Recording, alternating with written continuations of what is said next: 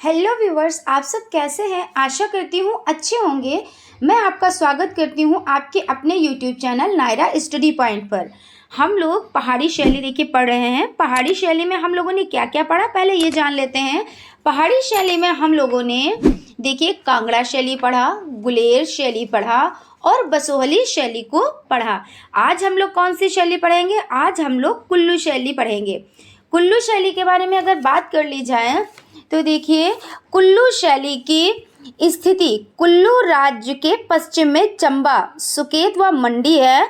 उत्तर में यह लद्दाख, पूर्व में तिब्बत और दक्षिण में बुशेहर राज्य व सतलज नदी से घिरा हुआ है। अगर बात की जाए तो देखिए इस चित्रकलम को सर्वप्रथम प्रकाश में लाने का श्रेय किसे है? तो इसको सर्वप्रथम प्रकाश में लाने का श्रेय श्री जे.सी. फ्रेंच को है। किसको है? तो श्री जे.सी. फ्रेंच को है, जिन्होंने सर्वप्रथम अपनी पुस्तक हिमालयन आर्ट में सन 1931 ईस्वी में इसका उल्लेख किया। इसी प्रकार जगदीश मित्तल व प्रसिद्ध कला समीक्षक डॉक्टर कार्ल जे खंडेलवाला ने भी अपने शोधपूर्ण लेखों में इस शैली का विशद परिचय कला रसिकों तक पहुंचाया। चलिए आज हम लोग बात कर लेते हैं अपने फर्स्ट पॉइंट पर। आज का जो फर्स्ट पॉइंट है वो है देखिए कुल्लू शैली। कुल्लू शैली का फर्स्ट पॉइंट है, इस शैली को प्रकाश में लाने का श्रेय जे.सी. फ्रेंच को जाता है। जैसा कि मैंने अभी बताया आपको कि इसको प्रकाश में लाने का श्रेय जे.सी. फ्रेंच को है। और ये कब प्रकाश में लाया? तो 1931 यानी 1931 को। इसके बाद सेकेंड पॉइंट देख लेते हैं। इन्होंने अपनी पुस्तक हिमालय आर्ट में कुल्लू चित्र शैली का उल्लेख किया। तो किसमें किया? तो हिमालय आर्ट में किया। किस शैली की बात हम लोग कर रहे हैं? तो किस शैली को यानी कि पढ़ रहे हैं? तो कुल्लू शैली। उसके बाद नेक्स्ट पॉइंट देख लेते हैं। इस शैली का प्रारंभ 1750 के आसपास रहा है। कब तक रहा है? तो 1750 के आसपास रहा है। नेक्स्ट पॉइंट देख लेते हैं। आज का हमारा नेक्स्ट पॉइंट है कुल्लू का प्राचीन नाम। देखिए इसका जो प्राचीन नाम है उसे देखिए हम लोग कुलाटा भी कहते हैं। क्या? तो कुलाटा भी कहते हैं। उसके बाद देखिए कुल्ट भी कहते हैं, कहीं कहीं पे कुल्ट भी मिल जाता है। और इस शैली का प्रारंभ 1750 कब? तो 1750 को हुआ। उसके बाद हम लोग नेक्स्ट पॉइंट की तरफ चलते हैं। नेक्स्ट पॉइंट हमारा है कुल्लू शैली को जन्म देने वाले राजा जगत सिंह, जो वैष्णव धर्म के अनुयायी थे। तो किसके अनुयायी थे? तो वैष्णव धर्म के अनुयायी थे। किसके बारे में हम लोग बात कर रहे हैं? तो राजा जगत सिंह के बारे में हम लोग बात कर रहे हैं। उसके बाद नेक्स्ट पॉइंट देखते हैं। इन्होंने रघुनाथ जी का प्रसिद्ध मंदिर का निर्माण कराया। किसका निर्माण कराया? तो रघुनाथ जी का प्रसिद्ध मंदिर, इसका निर्माण कराया। नेक्स्ट पॉइंट की तरफ चलते हैं। नेक्स्ट पॉइंट देख लेते हैं आज का। कुल्लू शैली का जन्म जगत सिंह के समय में हुआ। उसके बाद नेक्स्ट पॉइंट हमारा है कुल्लू शैली का प्रणेता स्रोत प्रीतम सिंह को माना जाता है। किसे माना जाता है? तो प्रीतम सिंह को माना जाता है। क्या माना जाता है? तो कुल्लू शैली का प्रणेता स्रोत। इसमें देखिए फर्स्ट नंबर पर हो जाता है दरबारी चित्र, सेकेंड नंबर पर हो जाता है लोक चित्र और थर्ड नंबर पर हो जाता है भित्ति चित्र। नेक्स्ट पॉइंट की तरफ चलते हैं। नेक्स्ट पॉइंट देख लेते हैं कुल्लू शैली के चित्रकारों के बारे में देख लेते हैं। इसमें कौन कौन से चित्रकार आते हैं? तो इसमें फर्स्ट नंबर पे भगवान आते हैं और सेकेंड नंबर पर सजनू आते हैं। ये यहीं तक इतना हम लोग जैसे पढ़ रहे हैं जितना एग्जाम के पॉइंट ऑफ व्यू से इम्पोर्टेंट है। ज़्यादा चीज़ें नहीं पढ़ रहे हैं, मतलब हम लोग हिस्ट्री नहीं पढ़ रहे हैं। जैसा कि मैं पहले भी बता चुकी हूँ, हम लोग हिस्ट्री नहीं पढ़ रहे हैं, हम लोग कला से संबंधित पॉइंट्स पढ़ रहे हैं। इसलिए उतने ही पॉइंट्स पढ़ रहे हैं जितने इम्पोर्टेंट है। तो इसमें इस तरीके से कुल्लू शैली के जो चित्रकार हैं वो कौन कौन से हो गए? तो वो हो गए भगवान और सजनू। उसके बाद देख लेते हैं कुल्लू शैली के चित्रों के बारे में हम लोग देख लेते हैं। तो जो कुल्लू शैली के चित्र हैं उसमें फर्स्ट नंबर पर हो जाता है राधा कृष्ण कुंज में। कहाँ पे? तो राधा कृष्ण कुंज में। और सेकेंड नंबर पे जो चित्र है वो है पतंग और कबूतर उड़ाती स्त्रियां। ये चित्र हो जाता है कुल्लू शैली का। और जो आपका नेक्स्ट पॉइंट है वो गज लक्ष्मी हो जाता है। और ये भी आपका चित्र हो जाता है। देखिए त्रिपुरा सुंदरा शीश महल की दीवार पर। ये इसको किसने बनाया? तो इसको सजनू ने बनाया। ठीक है, नेक्स्ट बढ़ते हैं। कुल्लू शैली के महत्वपूर्ण तथ्यों को हम लोग देख लेते हैं।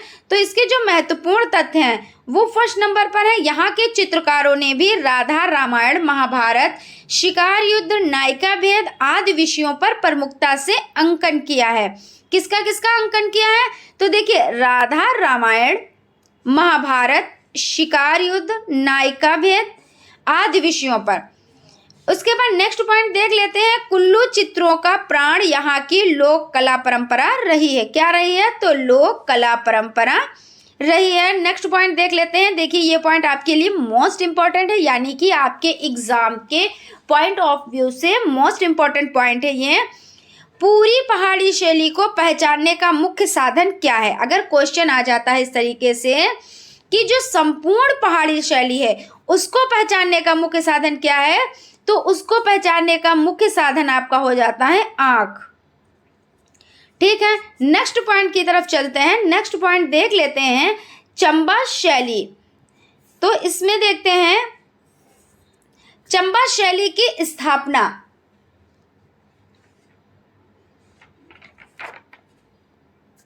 देखिए, हम लोगों ने कुल्लू शैली पढ़ी, कुल्लू शैली को हम लोगों ने कंप्लीट किया। उसके बाद अब हम लोग चंबा शैली देखते हैं। तो चंबा शैली में जो फर्स्ट पॉइंट है वो है आपका, चंबा राज्य की स्थापना 10वीं शताब्दी में हुई थी। कब हुई थी? तो 10वीं शताब्दी में हुई थी, जो हिमाचल प्रदेश के अंतर्गत आता है। कहाँ आता है? तो हिमाचल प्रदेश के अंतर्गत आता है। इसे कला की घाटी भी कहा जाता है। इसे क्या कहा जाता है? अगर क्वेश्चन आ जाता है कि चंबा शैली को क्या कहा जाता है और क्या कहा जाता है, तो कला की घाटी भी कहा जाता है। नेक्स्ट पॉइंट देख लेते हैं, नामकरण। तो नामकरण में देख लेते हैं, राजा साहिल वर्मन की पुत्री चंपावती के नाम पर इस नगर का नाम चंपापुरी रखा गया, जो बाद में चंबा के नाम से प्रसिद्ध हो गया। देखिए, यहाँ पे क्या हुआ पहले? तो राजा साहिल वर्मन की पुत्री चंपावती के नाम पर इस नगर का नाम चंपापुरी रखा गया, और बाद में क्या हुआ? बाद में इसका नाम चंबा पड़ गया, यानी चंबा नाम से ये प्रसिद्ध हो गई। उसके बाद देखते हैं इसके जो चित्रकार है, चित्रकारों के बारे में देख लेते हैं, यानी चंबा शैली के चित्रकारों के बारे में देख लेते हैं। इसमें फर्स्ट नंबर पर आ जाते हैं मंगलू, सेकंड नंबर पर हो जाते हैं दुर्गा, थर्ड नंबर पर हो जाते हैं लहरू, और फोर्थ नंबर पर हो जाते हैं निक्का। उसके बाद ईश्वर आ जाते हैं आपकी चंबा शैली में, हीरालाल आ जाते हैं चंबा शैली में, और देखिए वंशीधर को भी हम चंबा शैली में पढ़ेंगे, और उसके बाद कृष्ण। ये आपके जो चित्रकार हो जाते हैं वो चंबा शैली के प्रमुख चित्रकारों में आ जाते हैं। और इसका देखिए प्रमुख जो चित्र है वो कौन सा है? तो पनिहारिन। इसका जो प्रमुख चित्र है वो है पनिहारिन। नेक्स्ट पॉइंट की तरफ बढ़ते हैं। नेक्स्ट पॉइंट हमारा जो है वो हम देख लेते हैं। तो इसमें चंबा शैली के महत्वपूर्ण तथ्यों के बारे में हम लोग पढ़ लेते हैं। तो जो चंबा शैली में चित्र शैली का आरंभ राजा उदय सिंह के शासनकाल में हुआ। कब हुआ? तो राजा उदय सिंह के शासनकाल में हुआ, लेकिन उमेश सिंह के गद्दी पर बैठने से चंबा की चित्रकारी को एक नवीन अध्याय मिला, और ये बड़ा ही कला प्रेमी शासक था। कौन, किसके बारे में बात हो रही है? तो राजा उदय सिंह के बारे में बात हो रही है, और ये क्या थे? तो ये कला प्रेमी शासक थे। उसके बाद देख लेते हैं नेक्स्ट पॉइंट जो हमारा है वो देख लेते हैं। तो इसमें उमेश सिंह ने 1700 कब? तो उमेश सिंह ने 1755 ईस्वी में रंग महल का निर्माण कराया। कब कराया? तो 1755 ईस्वी में रंग महल का निर्माण कराया, और रंग महल में चित्र बनवाने की परंपरा शुरू की। और उन्होंने क्या किया? अखंड चंडी महल की चंबा में ही आधारशिला रखी। नेक्स्ट पॉइंट की तरफ चलते हैं। नेक्स्ट पॉइंट हमारा जो है वो देख लेते हैं। इसमें देखते हैं कि चंबा रुमालों के लिए विश्व प्रसिद्ध है। अब ये रुमालों के लिए क्यों विश्व प्रसिद्ध है, इसके बारे में भी देख लेते हैं कि रुमालों में जो कशीदाकारी कढ़ाई हुई, वहाँ मतलब जो वो रुमाल हैं वो इसलिए विश्व प्रसिद्ध है क्योंकि उस पर कशीदाकारी कढ़ाई की गई, और इसके लिए ये रुमाल प्रसिद्ध हैं। नेक्स्ट पॉइंट की तरफ चलते हैं। नेक्स्ट पॉइंट है चंबा शैली के भित्ति चित्रों को प्रकाश में लाने का श्रेय एनसी मेहता को जाता है। किसको जाता है? तो एनसी मेहता को जाता है, यानी चंबा शैली के जो भित्ति चित्र हैं उसकी बात हो रही है यहाँ पे। तो जो भित्ति चित्र है उसको प्रकाश में लाने का श्रेय किसे है? तो एनसी मेहता को है। नेक्स्ट पॉइंट की तरफ चलते हैं, ये देख लेते हैं चंबा शैली के सर्वाधिक चित्र भूरी संग्रहालय चंबा और राष्ट्रीय संग्रहालय नई दिल्ली में रखे हैं। अब हम लोग देख लेते हैं चंबा शैली की विशेषताएं। जैसे हमने हर शैली, जो भी हमने शैली पढ़ी, जैसे हम लोगों ने गुलेर शैली पढ़ी और कांगड़ा शैली पढ़ी, बसोहली शैली पढ़ी, जो जितनी भी शैलियाँ पढ़ी सबकी हम लोगों ने विशेषताएं देखी। तो इसी तरीके से कुल्लू शैली की भी कुछ विशेषताएं हैं जिनको हम देख लेते हैं। तो इसमें फर्स्ट पॉइंट हमारा बनता है चंबा शैली लोक कला से प्रेरणा पाकर विकसित हुई। कैसे विकसित हुई? तो चंबा शैली लोक कला से प्रेरणा पाकर। और उसके बाद नेक्स्ट पॉइंट देख लेते हैं, चंबा के चित्र में बारीक और कोमल रेखाओं का प्रयोग किया गया है। किनका प्रयोग किया गया है? तो बारीक और कोमल रेखाओं का प्रयोग किया गया है। उसके बाद देख लेते हैं नेक्स्ट पॉइंट की तरफ चलते हैं, चंबा में मानव आकृतियां प्रायः खड़ी बनाई गई हैं। कैसी बनाई गई हैं? तो खड़ी बनाई गई हैं। नेक्स्ट पॉइंट की तरफ चलते हैं। नेक्स्ट पॉइंट हमारा जो है वो हम देख लेते हैं प्रमुख विषय। तो इसमें जो प्रमुख विषय है उसमें है महाभारत, रामायण, भागवत पुराण, दुर्गा सप्तशती आदि धार्मिक विषयों पर चित्र बने हैं। तो कैसे कैसे यहाँ पे चित्र बने हैं? तो महाभारत, रामायण, भागवत पुराण, यानी कहने का मतलब ये है कि धार्मिक विषयों पर यहाँ चित्र बने हुए हैं। ठीक है, हम लोग क्या करते हैं, सबसे पहले हम लोग थोड़ा सा रिकॉल कर लेते हैं। रिकॉल करने से क्या होता है, चीज़ें अच्छे से समझ में आ जाती हैं और चीज़ें याद रहती हैं। तो देखिए हम लोगों ने कुल्लू शैली में क्या क्या पढ़ा। देखिए इस शैली को प्रकाश में लाने का श्रेय किसे है?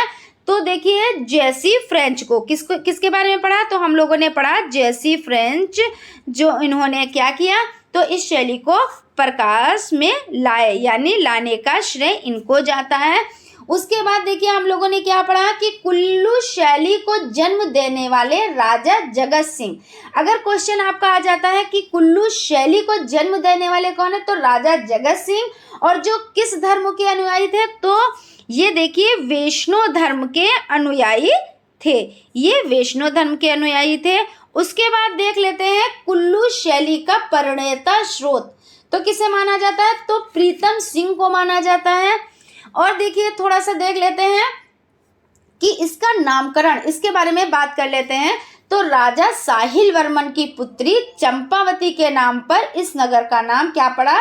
तो चंपापुरी रखा गया। और बाद में इसको क्या कहने लगे सब लोग? जैसे कहते नहीं है कि कुछ बात होती है, कोई करता है तो उसको दूसरे ढंग से, वो दूसरा सुनता है, फिर दूसरा जो है दूसरे ढंग से उसको कहता है। तो इसी तरीके से तो पहले इसका क्या हुआ?